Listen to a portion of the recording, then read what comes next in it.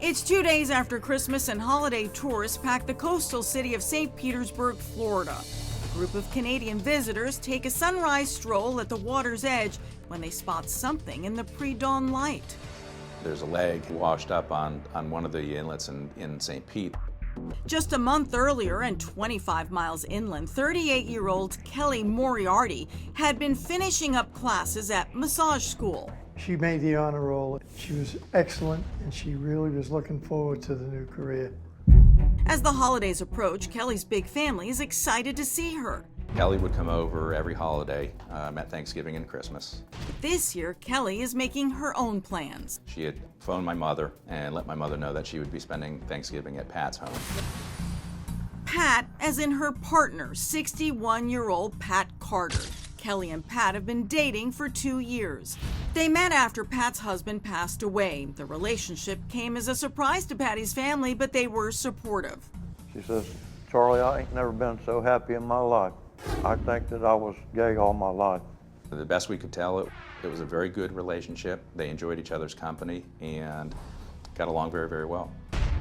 So well, they plan to spend the holidays together for the first time. After Thanksgiving comes and goes, Kelly's mom checks in with her only daughter. I waited until after Thanksgiving and called her to see how it was. And she said it was fun.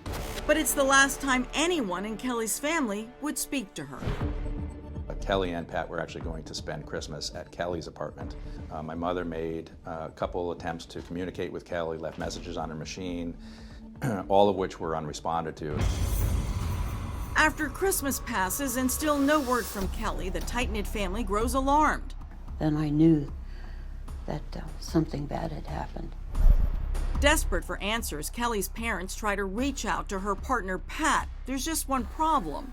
I didn't know anything about Pat. I didn't even know her last name.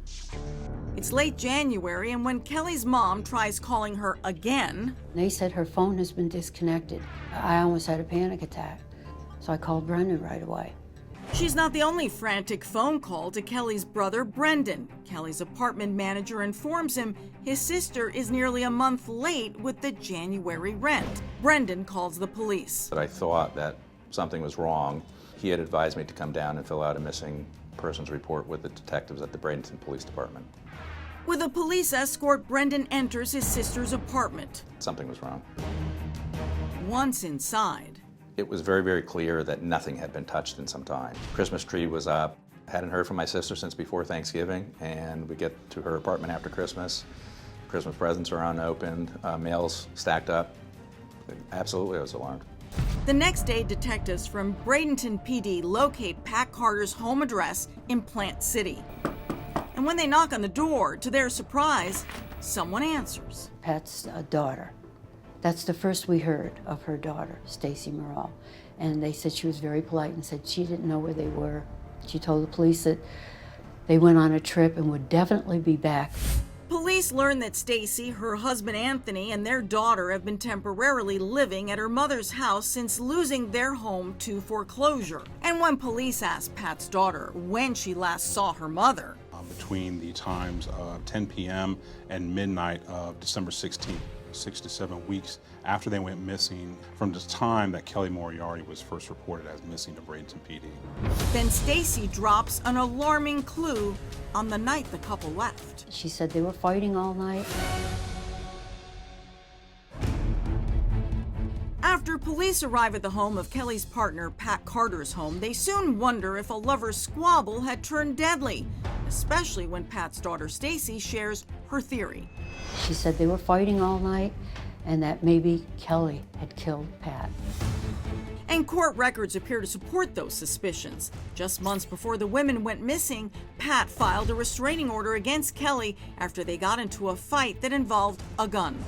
I look back now and realize they were having a lot of problems. Kelly also filed a counterclaim. Both were dismissed by the judge for lack of evidence. Then, detectives get a break in the case. Kelly's car was found on Route 62, a rural area. Kelly's black Cadillac had been abandoned alongside the road. It was a cherished gift to Kelly from Pat. Kelly would die before she would leave her car. She wouldn't let Grace or I even drive it. And cops know exactly when the car was left there, thanks to a parking ticket left on the windshield after the car was towed to an impound lot. 4 days after they were last seen. Hillsborough Sheriff's Department takes the lead on the investigation since Pat and Kelly were last seen in their jurisdiction. There was multiple things collected from the vehicle. At this point, I'm not at liberty to share the exact details of what was collected. Once the car is processed, Detective Dirks recalls a conversation with the St. Petersburg police concerning a severed leg that washed up on one of their beaches 2 days after Christmas. We didn't really take interest into it because it didn't match the description of either Pat or Kelly. But now, with Kelly's car in evidence, Detective Dirks makes a game-changing decision.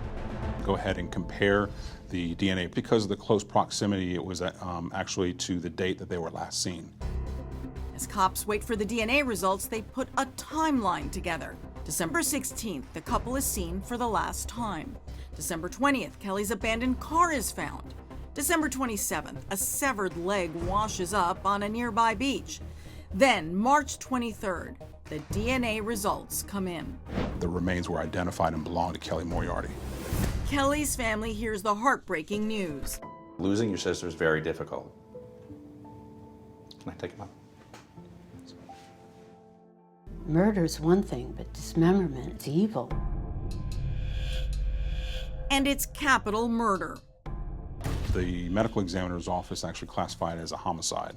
So at that point, obviously, we started working the investigation as a homicide investigation. But though Kelly's remains were found, where is Pat Carter? She's still listed and being investigated as a missing endangered person.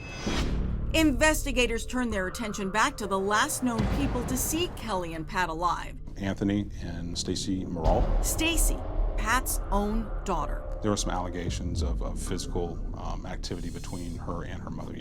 Enough to lead to Stacy's arrest for domestic violence just 2 months before Pat and Kelly went missing. Investigators get a search warrant for Pat's home. We did find items of interest that we did collect. Among the evidence, the eviction notice filed with Hillsborough Court. It appears Pat wanted Stacy and Anthony out.